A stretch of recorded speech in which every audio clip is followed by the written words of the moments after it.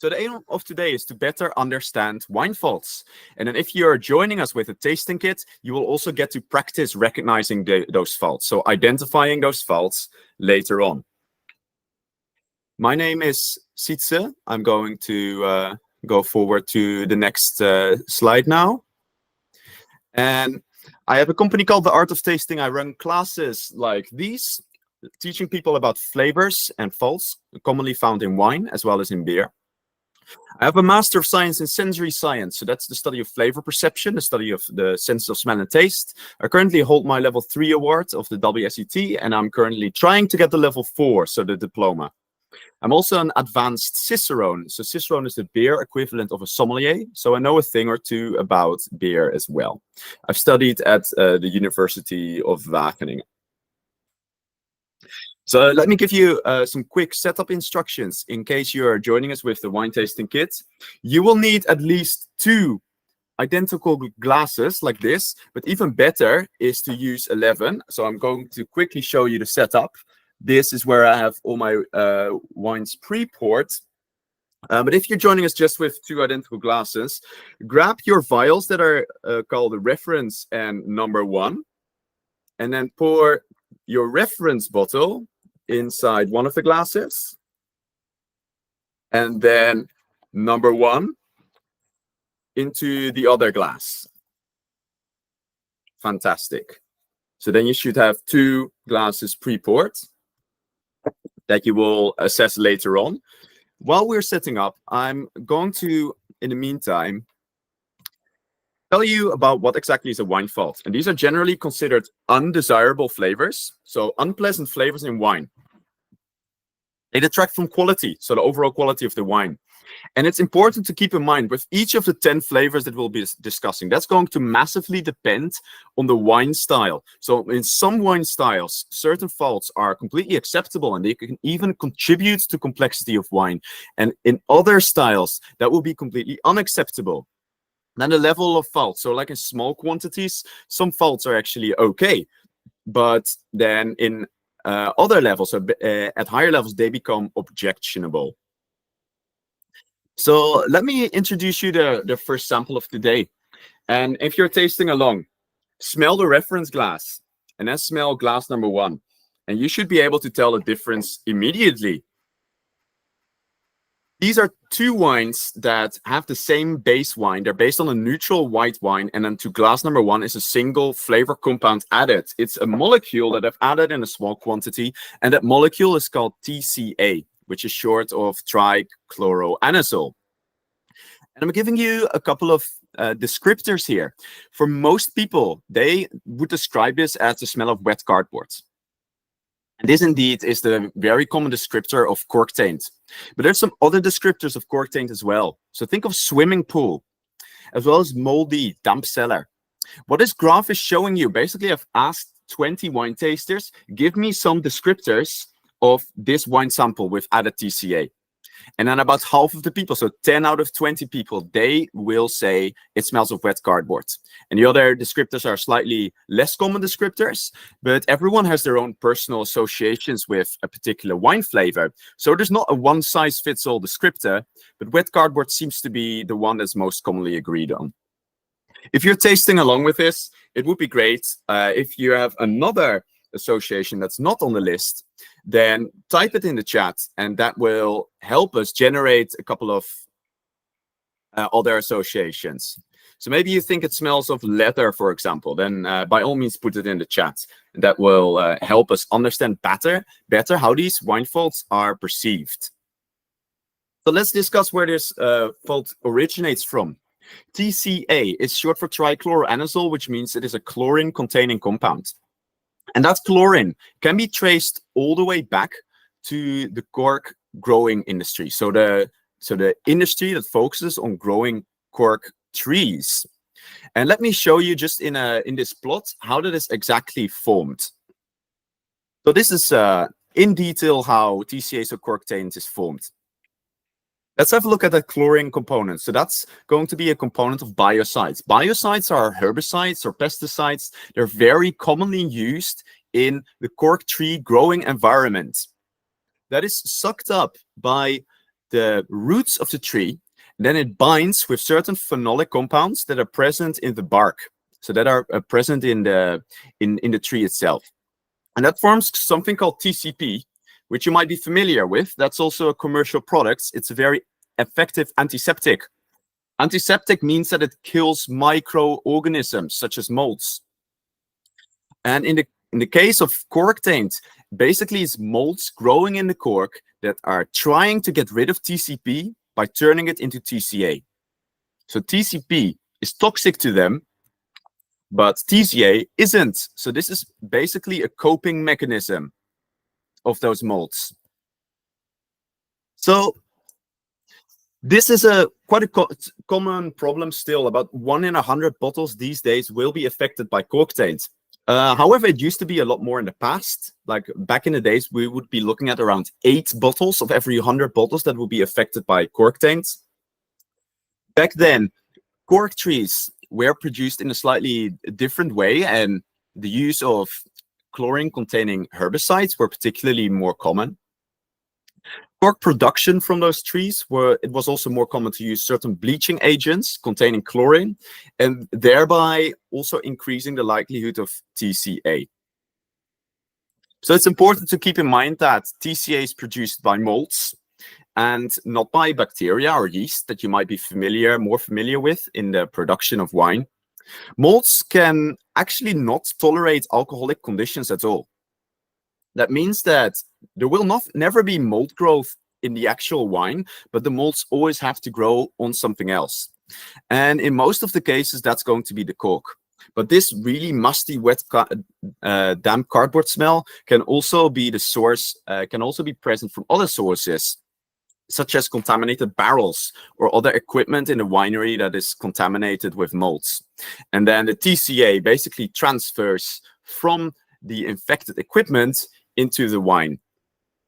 So these cases are a little bit rarer, but sometimes even in the cases of screw cap fitted bottles, you might see a wet cardboard taint, but then you would be looking at an entire batch that is ruined. But it's a lot less common than cork taint in bottles. I can see we have some other descriptors as well. Still cellar, yes, I can relate to that as well when I'm smelling glass number 1. So moving on. Let's have a look at the detection threshold. So what I'm showing you in the slides here in the bottom right is the minimum level of this flavor that has to be present in wine before it gives that wet cardboard flavor. And this is expressed in 2 nanograms per liter. And a nanogram, that is really very, very little. You might be more familiar with the unit of milligrams. That is more or less a sugar granule. But a nanogram is a millionth of a milligram. So we're looking at a millionth of a sugar granule of this compound in a wine that gives off such an awful taint. And you can also express it in a volume percentage. So I don't know if you can see my cursor over here actually on the screen. It'd be quite nice to have that confirmed. I'm just hovering over the percentage of TCA here. And that is 0.00, a lot of zeros, 3%. And that is really very little, especially if you compare it with alcohol. So this wine here in front of you contains 12% alcohol. And the alcohol is not even all that noticeable, but the TCA smells really, really quite strong. And it goes to show really that we are very highly sensitive to some flavor compounds and not really all that sensitive to others. So let's move on. If you're trying the tasting kit, be well worth to taste these samples. And I can imagine if you're not particularly excited to try a cork-tainted wine, but it's a very useful learning experience. And you will notice that some of these faults are much easier to get on the nose, whereas others are much easier to get on the palate. So you could start with the reference wine. You can use a spittoon if you like, of course. All of the added flavors I'm using in these kits are safe to smell and to taste. They're food grade. They're the same compounds that occur naturally in wine. And they're the same compounds that cause these faults. And I've also added them in a quantity that is very representable of when this fault is a normal problem.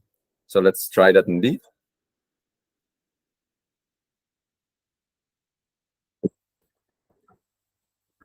Yes.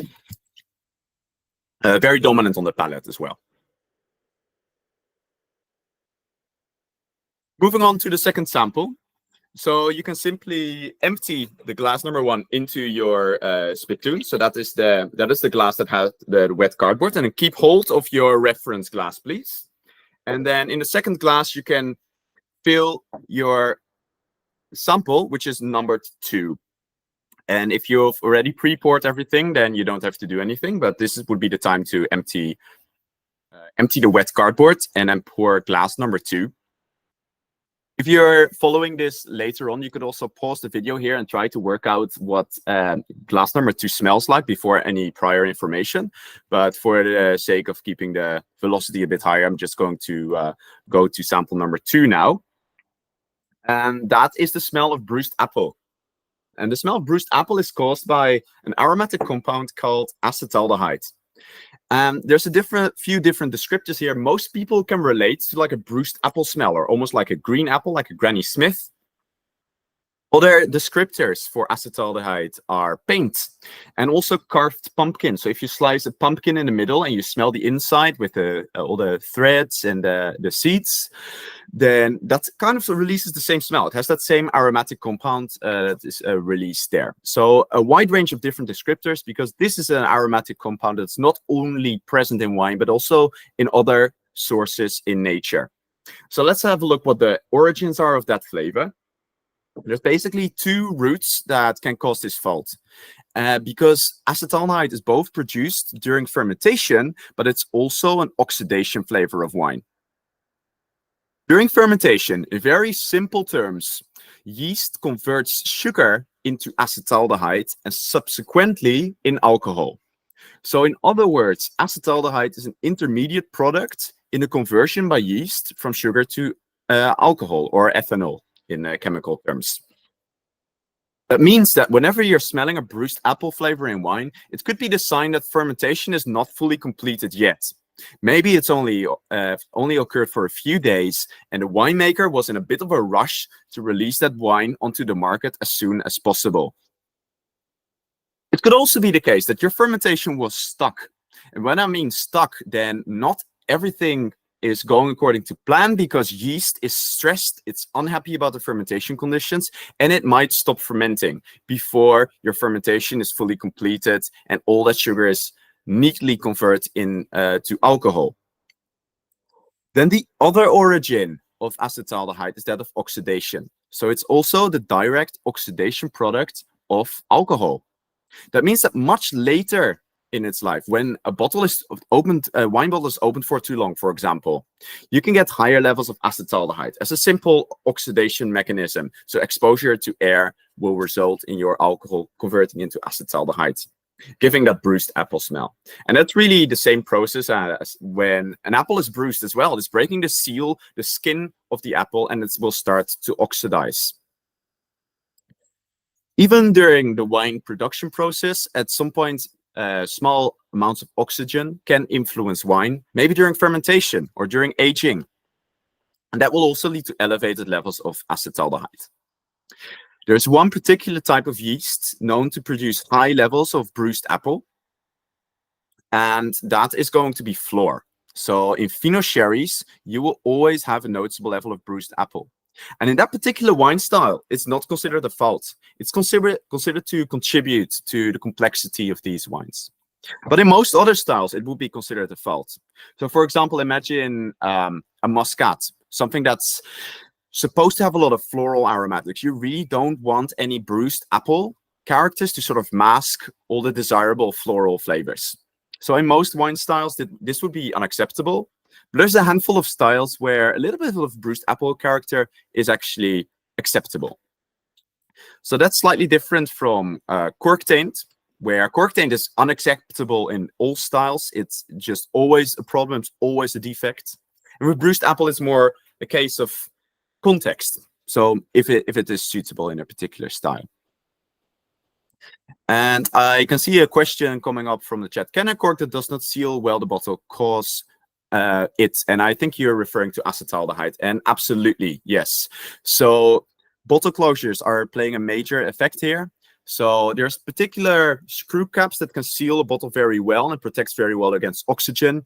And some bottle closures might be of lower quality. They will allow a little bit of air coming through, and it can lead to elevated levels of acetaldehyde. So absolutely, yes. In case I'm missing any questions at the end of the webinar, I will quickly run through the chat and then answer any questions that I might have overlooked. But thanks for asking.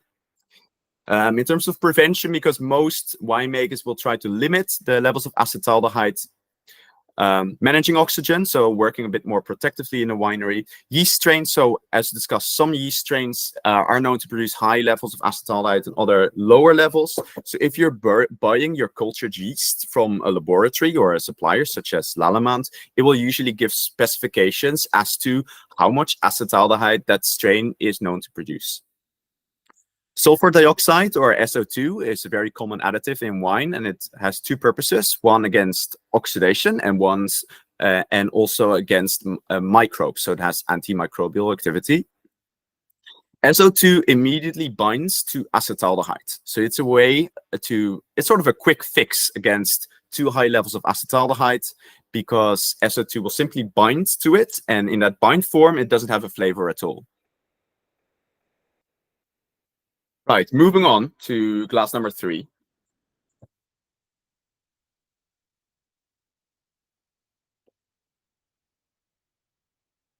Which is the smell of brown sugar.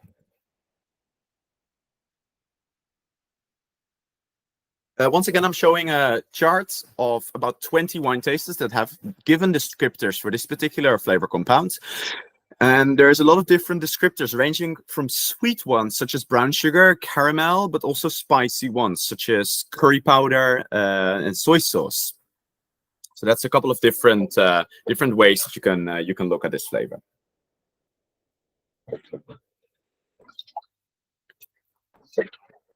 Okay. And this is a further oxidation compound. Flavors such as caramel and brown sugar, they develop during oxygen exposure, and it's a bit different from acetaldehyde in the sense that it's not produced by yeast at all. So this is a bit of a strict oxidation compound. And there's a lot of factors that play a role in wine as to how much it is protected against oxygen. Let me start with one of them, which is tannins. Tannins protect very well against oxygen, and that's the reason why flavors such as brown sugar and other oxidation notes are really more common to develop in white wine compared with red wines. So red wines have a bit of a natural protection against it. Acidity being a different major factor. So higher acidity will protect better against oxygen. And I'm putting down vineyard conditions here as well, because in warmer conditions, in warmer climates, that acidity of grapes tends to drop massively, and that predisposes grapes to produce wine that's a bit more susceptible, more prone to oxidation. I've already mentioned that SO2 is a factor in oxidation, as well as bottle closures. So bottle closures, some may be a bit more affected than others. Another factor is that of heat. So in warmer conditions, wine is a lot more likely to oxidize than in colder conditions. And in extreme cases, we're also using the term Maderized. Maderized refers to a wine style from Madeira, which is sometimes produced with heat exposure. And that accelerates formation of compounds such as sotalon from oxidation. So heat being an important factor there. You might have also come across the term premox, which is short for premature oxidation. Most famously from Burgundy white wines in the 90s, they were really rapidly developing flavors such as brown sugar, where it was unintended. So after like 2 or 3 years in a bottle, the wine was also already turning brown. It was already developing all these oxidative notes. And in most cases, unintentionally so. This is quite a complex problem that is related to a couple of factors. So indeed, they identified acidity of one of the factors. Back then, we were already looking at warmer conditions in the vineyard as a result of climate change. And then those grapes had lower acidities and consequently were a bit less protected against oxygen. Now, other conditions that predisposes premox are lees. So we know that when lees are stirred a lot, then it also predisposes wine to more oxidation. And bottle closures, once again, back in the day, in the 90s, maybe the corks weren't as high quality as these days, and premox was a bit more of a problem. There's even a handful of cases where it was intentionally so for the purposes of wine competitions. So some producers want that their young wines show off really well in wine competitions, then they might intentionally produce their wines in such a way that it ages a bit faster so that it performs better at a slightly younger age. Okay, so I like the distinction between taints and off flavors in the context of wine faults. Taints are those that contaminate wine. They are faults that are not a normal component of wine. They're always coming from the outside environment. Whereas an off flavor is actually a normal component in wine, but is unacceptable at certain levels or certain styles. For example, cork taint is obviously a taint because it doesn't belong in wine, but acetaldehyde is actually present in low levels in all wines, and it becomes objectionable at certain levels. But it is a normal component of wine because it's formed during fermentation. Moving on to sample number 4.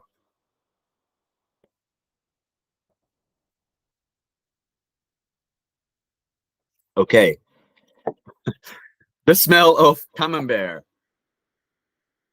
which also has other descriptors such as cabbage, rubbish bin. This is a compound called methyl mercaptan. It's a sulfur compound and it has a lot of unpleasant flavors associated with it. So let's have a look at how that is originating in wine. And there's 2 different causes that I want to talk about. First one being reduction. And reduction is a wine fault that's the result of stressed yeast. When I say stressed, yeast is lacking certain nutrients or is otherwise unhappy with its fermentation conditions. And under those conditions, yeast starts to produce very high levels of sulfur compounds, such as that methyl mercaptan, giving all these drains, rubbish bin, camembert flavors that you're smelling in glass number 4. Particularly, yeast might be lacking a nutrient called nitrogen. And nitrogen is actually a normal component of grapes. It's absorbed from the soil, so roots simply suck nitrogen from the soil, and then it ends up in the grapes. And usually those levels are high enough for yeast to live. You can think of yeast basically as I like to draw the comparison with the human diet and compare it with the yeast diet. Because imagine I would put you on a sugar diet for a week, eat nothing but sugar. At the end of the week, you would probably still be alive, but you wouldn't feel very well. And yeast is no different. So although sugar is their primary energy source, it needs other nutrients such as minerals as well as amino acids in order to function well. And if yeast is lacking nitrogen specifically, let me show you where that is trying to get it from. So this is a normal wine component called cysteine. It's an amino acid, actually. It doesn't have any flavor by itself. But as you can see on the bottom part, there's some nitrogen that yeast is interested in. So what yeast does, it will attack this molecule. It will basically break it apart. And then the nitrogen frees up. Yeast is happy because now it has these nutrients. But also, have a look at the left side of this molecule. It has some sulfur. So that's the S in there. And that frees up. It starts to smell of boiled eggs, and later it will react to form smells such as camembert, as well as drains, so all the other smells associated with methyl mercaptan, which you're smelling in glass number 4. Really quite unpleasant in this case. A factor that plays a major role here is oxygen. And if yeast is lacking oxygen, then this problem exacerbates. So, in other words, if there's a lack of nitrogen, but also a lack of oxygen, then this problem will get much, much worse. and the camembert smell and all those sulfury smells will really increase. Let me briefly also talk about light strike, which is the process of wine being affected by sunlight or artificial lights. And it has been shown that if wine is packaged into something that doesn't protect against light very well, it can also show off more of those sulfur compounds. And most famously, this happens with clear glass bottles. Think about some rosés or young white wines that can be packaged in clear white glass to show the color of the wine better. That doesn't protect against against light very well. And those wines can indeed frequently show smells like camembert as the result of the light interacting with wine components. So that's another source, another cause of this camembert smell. Okay. Moving on to sample number 5.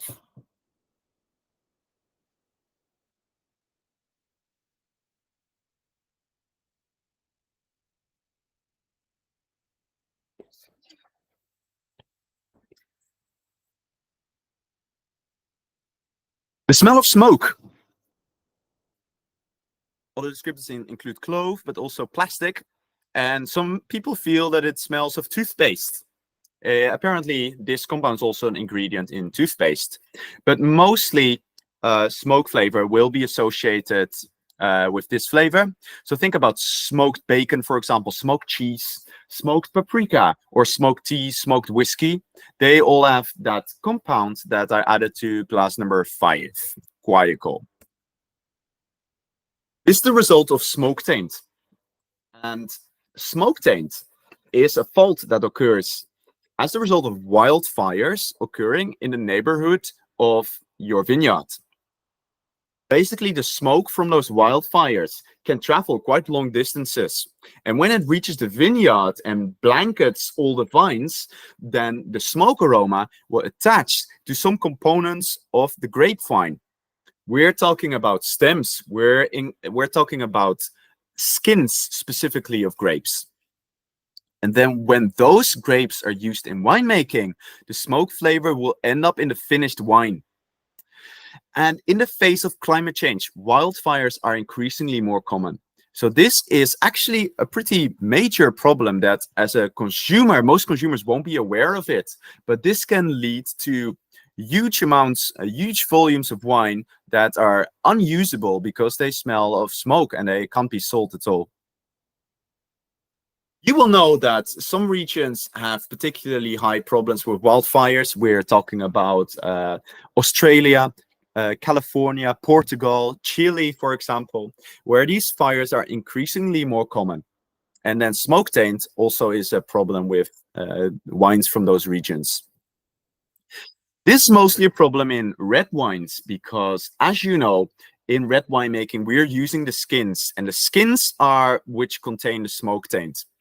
If you're using the pulp only, so the flesh only of the grapes, in the case of white winemaking, then the flavor isn't that much of an issue. Particularly if you're adopting gentle grape handling. So imagine you're using techniques such as those used in champagne. We're using whole bunches, we're using very gentle pressing. That will lead to very little contact between the juice and the skins, and then the smoke flavor is basically not a problem. So if you're quite careful and you're making white wines out of your grapes, you can still use smoke-tainted grapes. There's a couple of other techniques in existence. For example, a technique in red winemaking called flash détente is quite effective against reducing smoke levels in grapes. Basically, you're applying a lot of heat in a short space of time that extracts a lot of color from grapes, but also removes some of that smoke flavor. So that's a way where you can potentially create red wines out of smoke-tainted grapes, but it's still tricky. You might end up still with some flavor. You could also use techniques such as reverse osmosis, removing some of the smoke flavor, but it will also remove other flavors in wine. I was talking with an Australian wine educator the other day. He told me about the vintage of 2020, which was particularly affected by smoke taints. So then a lot of grapes were unusable.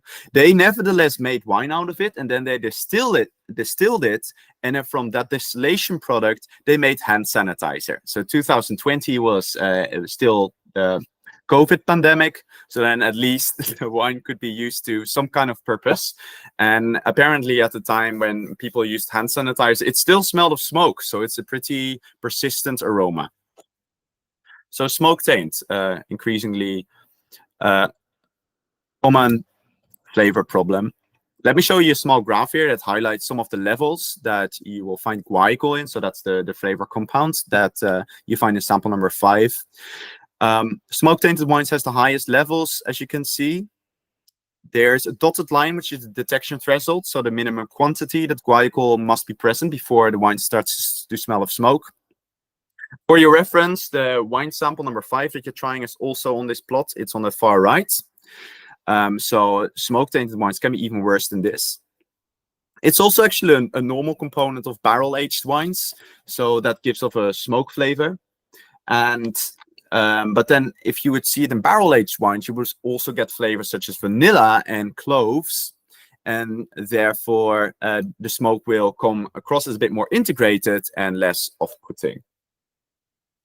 Let me go through a couple of questions here. I already answered this. So, is this sulfur taint also within Puy Fumé or other wine styles from Flintstone?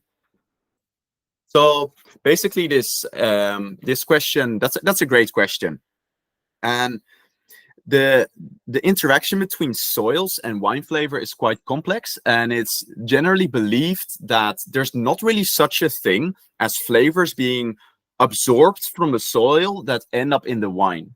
So that is usually not a thing, but in such soils, the wine nutrient levels might be a bit lower, which causes yeast to produce a bit more reductive sulfur compounds.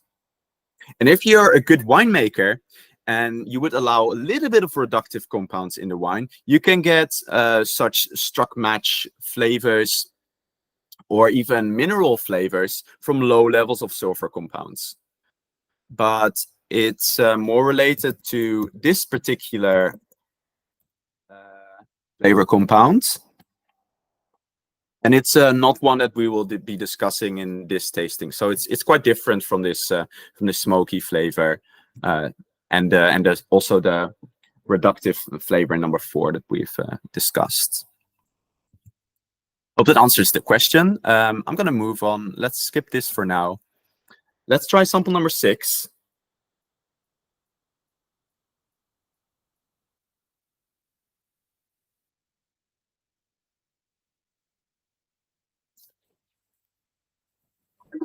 Which is the smell of horse blanket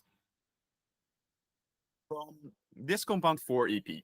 And although horse blanket is the most common descriptor, I've got some other descriptors for you as well, because not everyone perceives this flavor in the same way. So think of sheep's wool as well. There's definitely something animal-like about this flavor. Leather, band-aid as well. So there's a medicinal component to this flavor. Some people feel like they're walking into a hospital when they're smelling this sample. And then blue cheese as well. So Gorgonzola, Stilton will also have this flavor. So I hope that you can relate to those descriptors. Let me know in the comments as well, when you're smelling this wine, which of those samples you can relate to mostly. This is a flavor derived from Brettanomyces, and Brettanomyces often abbreviated to Brett, so Brett for short. It is a wild yeast. And when I say wild yeast, it's a yeast type that's generally considered an intruder in the winery environment. So this is an undesirable type of yeast. Now, it's easiest to compare this yeast type with the normal yeast type that typically carries out alcoholic fermentation. And that yeast type is called Saccharomyces. Maybe it rings a bell to you. And that's the type that is very efficient at turning sugar into alcohol. And that's by far the most common yeast type in a production of alcohol. So pretty much all wine is going to be produced by that. Sometimes, however, Brettanomyces can also ferment a little bit of the wine, and then only a little bit is already enough to show flavors such as horse blanket, what you're smelling in glass number 6. And it's important to understand the differences between those two yeast types. Saccharomyces is a type that works very, very fast and very efficiently. And that means that in 1 or 2 weeks, you can already have your alcoholic fermentation done. Brettanomyces is very slow, however, so it will never ferment as fast as Saccharomyces. However, it has a superpower. It's able to live on very little nutrients. You can almost think of these yeast types as runners, where Saccharomyces is more like a sprinter and Brettanomyces is more like a marathon runner. So Brett is a lot slower, but it can sustain on very, very little, and it can live on for a very long time, much longer than Saccharomyces. That tells us that when we are having an ambient fermentation in our wines, as opposed to a fermentation as a result of added cultured yeast, the chances of Brettanomyces co-fermenting is that much higher. So that's a major influencing factor in whether some wines smell of horse blanket or not. Let me also quickly describe the difference between red wines and white wines in terms of Brett, because it's a lot more likely to occur in red wines. But let me tell you why. There's some differences, one of them being acidity. And acidity is a lot higher in whites, which means sulfur dioxide is more effective, which means these wines are better protected against Brett, because Brett doesn't like sulfur dioxide, okay? So acidity, one of them. Second, skin contact. So Brettanomyces is able to feed off of some components that are present in the skins of grapes. And skin contact always happens with red wines, but not all that common in the case of white wines. Then barrel aging, another major factor, which is a lot more common in reds than in whites. And Brett really likes to hide in a wooden cask. Okay, it can ferment certain components in the wood that allows it to sustain in wood for a very, very long time and just live in there forever until it is filled with wine, and then Brett will start to ferment the wine in that cask. Okay, I'm going to talk a little bit more about Brett, but let's move on to the next sample as well, sample number 7.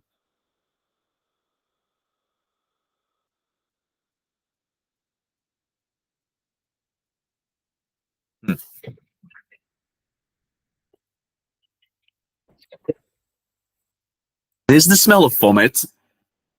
And all the descriptors are sweaty socks as well as damp cloth and cheese. This is another component produced by Brettanomyces. So it doesn't just produce a single flavor molecule, it's able to produce more than one. And the reason I'm showing 2 different Brett flavors is to tell you that there's not such a thing as a single Brettanomyces aroma. So it's able to produce these compounds in different proportions, and that means that in some wines, Brett smells more like vomit, and in others it smells more of horse blanket. We know that this is dependent on the grape variety. So some varieties show of a different Brett aroma than others. And we also know that Brett is different in different regions. So what I'm saying is in Australia, the Brett is very different than the one in France, for example. So there's some genetic differences in different types of Bretts. Okay? And even within a single flavor, we see that some people perceive it as horse blanket, for example, and others as leather. So even within a single flavor compound, there's quite some individual differences as to how Brett is perceived. Okay, and I love these, the input as well that I'm getting here. So blue cheese, sheep's wool, I think this is still about 40p. And then sauerkraut gone bad. Okay, yeah. Is that about this one, the vomit smell that smells of sauerkraut gone bad? I'm quite interested in that. In the meantime, let's talk about how we can avoid Brett. And maybe you've heard of the Professor Clark Smith. He's written a book about winemaking called Postmodern Winemaking. Highly recommend it. I'll just put it in the chat. Postmodern winemaking. And he has a lot of very insightful things to say about bread. And mostly that he says that there's two types of wineries. He says one type of winery where they know they have bread, and then the other type of winery where they have bread, but they don't know. So basically he's saying that bread is everywhere, and it's quite difficult to fully eradicate it in a winery. So the advice used to be just be as hygienically as possible, and then you won't get any bread flavor. And I think that's still good advice, the hygiene advice. But there's more to it. He says manage your residual sugar and your yeast nutrients. So basically, if you have any leftover residual sugar in your wine, then it predisposes bread to form, even in the bottle.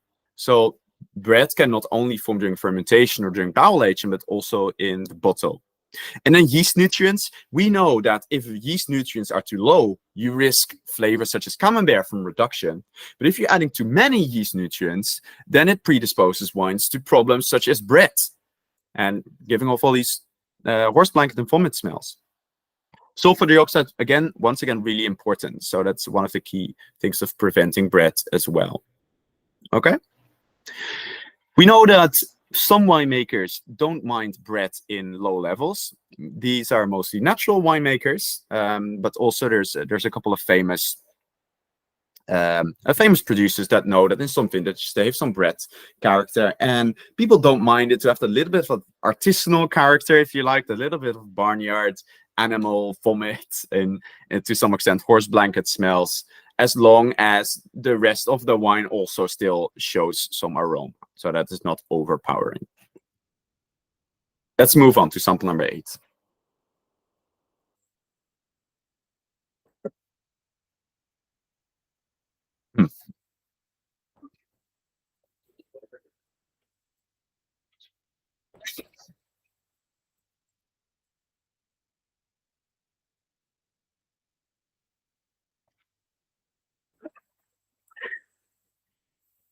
The smell of vinegar.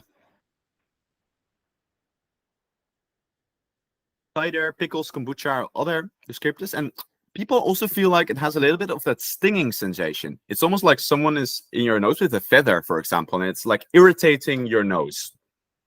That's another property of this compound, which we call acetic acid, which is the main component of volatile acidity. And volatile acidity is a problem in wine produced by bacteria. So we know that yeasts play a role in winemaking, but bacteria also play an important role. Specifically, these are acetic acid bacteria, and they require oxygen to grow. Note the difference there with lactic acid bacteria that carry out malolactic fermentation. Lactic acid bacteria don't need oxygen, but acetic acid bacteria do need oxygen. That tells us that when a wine smells of vinegar, there's two problems. The first one is hygiene, and the other one is oxygen exposure. And that can be a problem in various stages in winemaking, as early as in the vineyard. For example, if you have damaged grapes as a result of maybe hail or birds, or otherwise the seal of the grape is broken, then that sugar will already start to turn into alcohol and subsequently into acetic acid, smelling of vinegar. So that's already as early as that, you can get flavors of vinegar, which will make it into the finished wine. Later, for example, when we are fermenting and we are using only half-filled fermentation vessels, that could be another source of that oxygen that will result in higher levels of that vinegar smell. Cap management is an important moderating factor here as well. So if you are regularly punching down the cap of your wine and thereby pushing it into the wine, then you're suffocating those bacteria and they will stop producing vinegar smell. So that's a pretty effective way of managing vinegar flavors at that stage of winemaking. Also think about barrel aging. During barrel aging, there will always be a little bit of wine evaporating from the cask, and that leaves a little bit of space. If that is not topped up, then you might also get higher vinegar flavors in your wine. Okay, so various sources, various places during winemaking where this vinegar flavor can develop. And I'm going to move on to sample number 9 and then talk a little bit more about volatile acidity.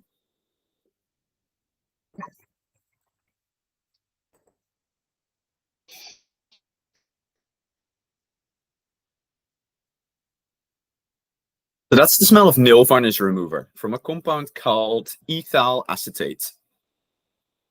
For those of you that are tasting along here, you can also try to cover the glass with your hand. It's a pretty useful technique of picking up any nail varnish remover smells in wine. So use the palm of your hand to seal that glass and then swirl for a couple of seconds. You could also take a deep breath in and out. And that's already a couple of seconds. And then at the same time, you will release your hand and take a long 2-second sniff. And that really makes that smell of ethyl acetate, nail varnish remover, a lot stronger. Some people feel it's more like a solvent, almost fruity. And glue is another common descriptor of this particular flavor. And we're looking basically at the other side of volatile acidity. So when a wine is suffering from volatile acidity, you will always get your vinegar flavors as well as your nail varnish remover flavors. And that can be explained due to how this compound formed. It is called ethyl acetate, which is part of the family of molecules called esters. Esters are always the result of a combination of an alcohol and an acid. And in this case, the alcohol is ethanol, so the main alcohol in wine, and the acid is acetic acid. That is the vinegar smell that you smelled in glass number 8. So when those two compounds combine, they will form ethyl acetate, and that smells of nail varnish remover. So pretty much in all cases, these two compounds will be together if wine is suffering from volatile acidity. And one stage where I also have mentioned that you can get higher volatile acidity is that of skin contact, particularly in whites. That might also lead to some more bacterial growth as well as some oxygen exposure. And one of the reasons that some natural wines, where often a little bit of skin contact is introduced, can have more of that nail varnish remover smell. Okay, if you are a natural wine folks, then you might be able to relate to this smell, which can indeed happen. And of course, when a wine bottle is open for too long, you're initially getting those oxidation flavors that we've tried, such as brown sugar, as well as bruised apple.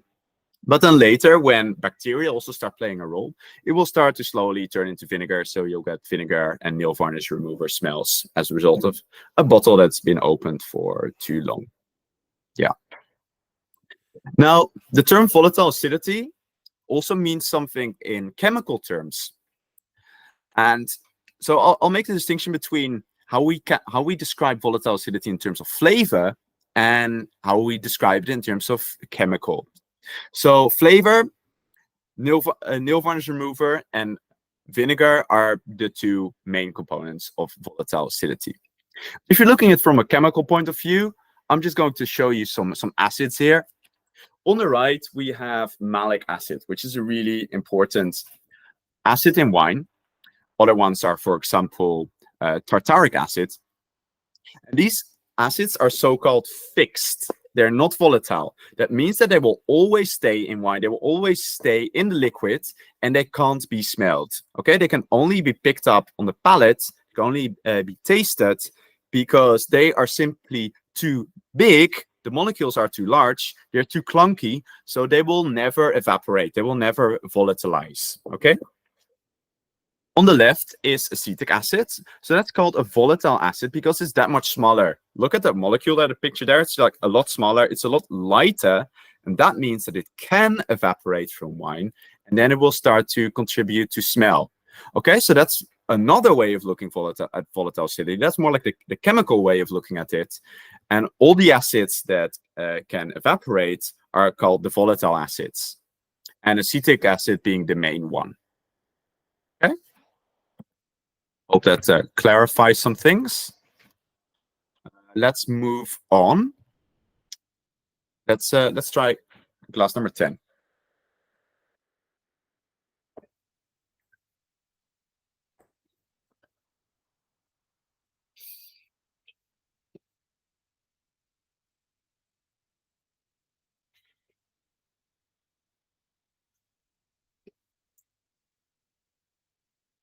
Very untypical smell and a bit more of a niche fault, but I thought I would show it to you anyway. It smells of potato skins. And some people say it smells of like a dug soil, raw quinoa, so quinoa before you boil it, as well as the shells of peanuts. And this fault is called the ladybird taint. And indeed, it is caused by ladybird beetles when they are in too high populations in the vineyard. This does not happen very often, but it's getting a little bit more attention recently, also in the face of climate change, as ladybird beetles enjoy warmer conditions. So let me show you some relevant photos here. On the left, that's our ladybird beetle. And this problem was first identified in the late 90s in North America, when there was an unusually high population of these beetles in the vineyards. And then they noticed that suddenly all the wine smelled of potato skins. And they did some experimentation. So they captured some of the beetles and macerated it into wine. And yeah, maybe not so ethical for the beetles. Anyway, then that wine was then suddenly showing potato skin flavor. So then they proved that, okay, apparently these beetles, they have a flavor impact. Ladybird beetles were first artificially introduced in the United States because they're native to Asia. And they feed off an aphid, which is the insect that you can see in the middle. So it was a pretty good idea. It's a natural predator of aphids, and they were a pest at the time. They feed on soybeans, which are pictures on the right. Now, we know that soybeans are typically harvested somewhat earlier than grapes. And then all of the ladybird beetles will migrate from the soybean plantations into the vineyard. And that can suddenly lead to somewhat higher levels. They've also calculated that about one beetle per cluster of grapes. So that's if populations are higher than that, then you risk that potato skin flavor in your wine. So it's really about the beetles actually ending up in the crush in the winery, and then it will give off these flavors. Obviously, the quality-minded producers that are hand harvesting and have some degree of control over selection of grapes, they can remove the beetles. Okay. You'll notice that if you've looked closely here, this is actually a pyrazine. And if you're a bit more familiar with families of molecules, you will know pyrazines because they're also a common flavor in varieties such as Sauvignon Blanc as well as Cabernet Sauvignon. So let me just clarify here about what pyrazines are. They're like a larger group, a larger family of molecules. And that can be split into methoxypyrazines as well as other pyrazines. And to methoxypyrazines, there's two important ones. One that smells of green bell pepper, so that's the varietal character that I was talking about. And then the other one, which is the potato skin one produced by ladybird beetles. But it's useful to know that there's other pyrazines that play a role in wine as well. They are formed during the Maillard reaction, and they produce flavors such as roasted chocolate, like very dark chocolate, high cocoa chocolate. But most of the times when people talk about pyrazines, they will mean that green bell pepper smell, but it's quite useful to know that there's other pyrazines that play a role in wine as well. Okay. So let me just summarize what we've gone through this tasting. This slide lists all of them. And then to conclude this webinar, for those of you that have all the wines pre-poured in the 11 glasses, I have a small exercise to conclude this, which can be helpful for identification. So if you could please pick up glass number 2, which smells of bruised apple, and pick up glass number 3, brown sugar, and then I will ask you to pour one glass into the other like this. Pour a little bit back. So both your glasses contain more or less the same amount of wine. Put one of them down. If you're smelling this, you're smelling bruised apple and brown sugar at the same time. And these are both oxidation compounds. So this gives a very good example of a wine bottle that has been opened for too long. Maybe you can relate to that. Yes, especially white wine that has been opened for too long. Definitely has this smell.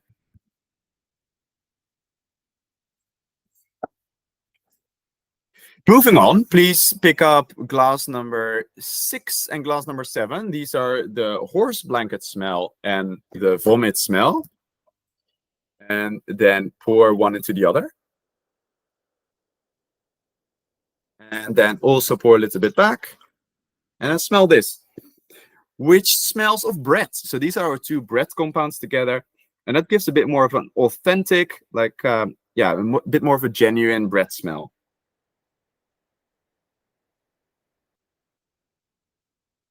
Oh, you're asking me to repeat. So if you still have the glasses with you, pick up number 6 and number 7. So those are the glass that contain horse blanket and a glass that contain vomit. So 4-EP and isovaleric acid, which are both bread smells. And then pour one wine into the other wine. So basically we're mixing that vomit aroma and the horse blanket aroma. And that gives a bit more of an authentic bread smell. So these compounds will occur together when bread has fermented, when there's a wild yeast contamination.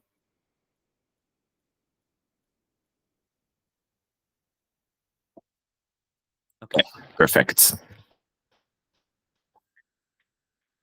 Finally, pick up 8 and 9, please. So pick up the vinegar glass and the nail varnish remover glass. And then pour one into the other. Pour a little bit back. These are the two components of volatile acidity combined. So these will also occur together. There's a bit more of a genuine volatile acidity smell.